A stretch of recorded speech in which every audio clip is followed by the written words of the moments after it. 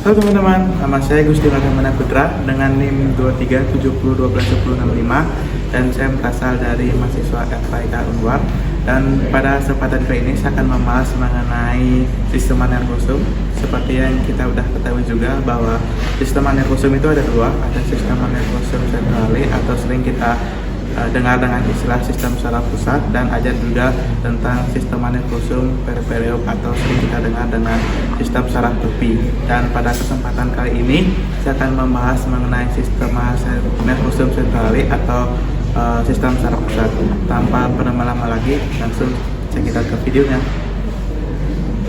Oke, baik teman-teman, kita akan mulai terlebih dahulu dari bagian yang utama dari otak itu sendiri, di mana terdapat ada beberapa hal.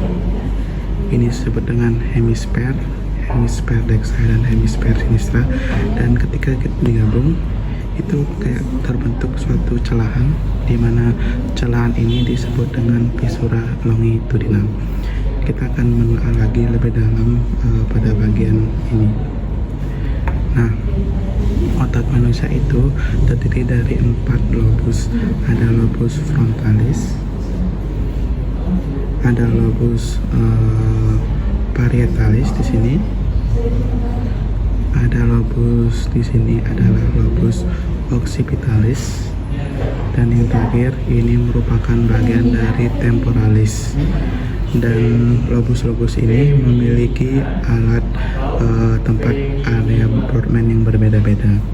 Dimulai dari yang pertama, ini merupakan area Brodmann 4, di mana area Brodmann 4 itu mengatur mengenai motorik. Saat itu di sini ada area Brodmann 6, di mana pada area Brodmann 6 ini mengatur mengenai premotorik. Dan sini merupakan area Brodmann ke-8. Area Brodmann ke-8 ini adalah mengatur tentang optokinetik, dan di sini terdapat area Brodmann ke-44 dan 45 yang mengatur mengenai kemampuan kita untuk berbicara. Saya lanjut ke bagian dari parietalis, di mana pada bagian parietalis itu terdapat ada beberapa hal. Yang pertama itu di sini itu ada bagian 1, 2, dan 3. Bagian dari bagian ini itu nggak terlalu jelas, dimana nanti saya akan insert fotonya, dimana pada bagian 3 ini mengatur mengenai somatosensorik. Setelah itu lanjut ke bagian selanjutnya, itu mengenai yang ada di bagian sini. Pada bagian sini itu merupakan bagian dari area Brodmann 5 dan 7 yang mengatur tentang asosiasi dari somatosensorik. Satu bagian dari sini itu merupakan bagian dari bagian dari area Brodmann ke-39 dan 40 yang mengatur untuk ideomotor. Lanjut ke bagian oksipital, di mana bagian oksipital itu paling ujung ini merupakan bagian dari area Brodmann 17, ada area Brodmann 18, dan ada juga area Brodmann 19, di mana area Brodmann 17 itu mengatur mengenai penglihatan secara primer, sedangkan 18 dan 19 itu mengatur mengenai asosiasi penglihatan. Dan bagian terakhir itu bagian di temporalis. Di temporalis itu ada beberapa hal. Di sini itu merupakan bagian 20, 21, dan 22, di mana yang area Brodmann ke-22 itu akan mengatur mengenai asosiasi pendengaran. Oke, kita akan mulai dari yang bagian atas. Ini merupakan bagian dari superior sagittal sinus. Saya itu ke bagian yang ditunjukkan oleh nomor 4 ini, itu merupakan corpus callosum. Dan yang ditunjukkan oleh nomor 5 ini merupakan septum pellucidum. Dan yang ditunjukkan oleh nomor 6 ini merupakan bagian dari fornix. Yaitu yang warna agak kebiruan ini itu merupakan choroid plexus of third ventricle, dan ini itu disebut dengan adesio interthalamica. Oke, kita akan lanjut ke bagian selanjutnya, yaitu bagian dari ini disebut dengan stria medullaris of thalamus. Dan ini disebut dengan pineal body atau glandula pinealis. ini merupakan posterior dari commissure. Setelah itu itu bagian dari cerebellum. Oke, kita akan lanjut ke bagian selanjutnya, yaitu bagian ini merupakan anterior commissure. Ini disebut dengan optic chiasma. Ini disebut dengan hypophysis atau pituitary gland. Dan setelah itu bagian ini itu merupakan yang namanya mamillary body. Oke, kita akan lanjut ke bagian selanjutnya, yaitu bagian sini cerebrum, di mana cerebrum ini merupakan dengan istilah lain telecephalon, dan bagian dari hipotalamus bagian sini dan thalamus bagian sini itu merupakan bagian dari diencephalon. Yaitu bagian midbrain sini disebut dengan mesencephalon. Yaitu bagian dari pons sini merupakan bagian dari metencephalon, dan bagian dari medulla oblongata itu merupakan bagian dari mesencephalon. Dan yang ke bawah ini adalah medulla spinalis. Dan kita akan lanjut mengenai istilah gyrus sama sulcus. Tapi sebelum kita lanjut, kita harus mengetahui terlebih dahulu bahwa gyrus itu kayak suatu penjualan, tapi yang sulcus itu kayak suatu cekungan.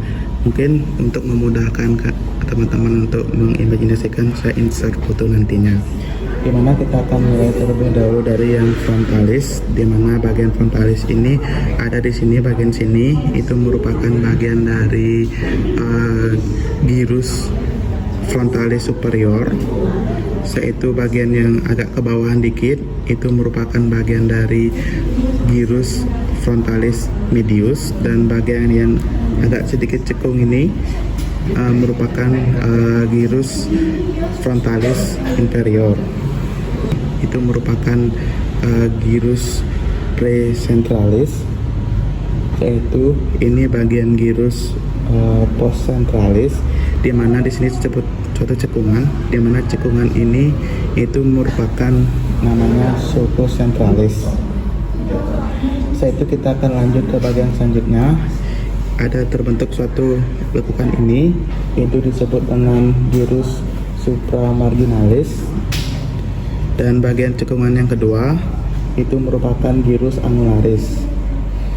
Setelah itu lanjut ke bagian dari temporalis. Di sini disebut dengan gyrus temporalis superior. Di sini gyrus temporalis medius. Di sini gyrus temporalis inferior, temporalis superior. Sedangkan di sini merupakan sulcus temporalis inferior, dan bagian ini itu merupakan sulcus lateralis.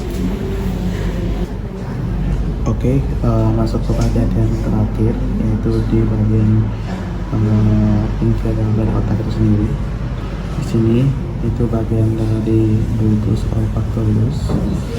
Kita lanjut ke bagian sini, itu merupakan bagian dari olfactory pipe. Yaitu bagian yang ini itu merupakan bagian dari optic nerve, dan yang terakhir itu bagian ini itu merupakan bagian dari pituitary gland, atau sering kita kenal dengan istilah hipophysis. Baik, saya akan lanjut ke medulla spinalis. Dimulai dari bagian yang paling bawah ini merupakan bagian dari dura mater. Satu bagian ke atasnya lagi itu namanya spinal arachnoid mater. Saya itu lanjut ke bagian atasnya lagi, ini merupakan bagian dari pia mater. Ini namanya disebut dengan villa radicularia. Saya ini terdapat pembuluh darah di sini.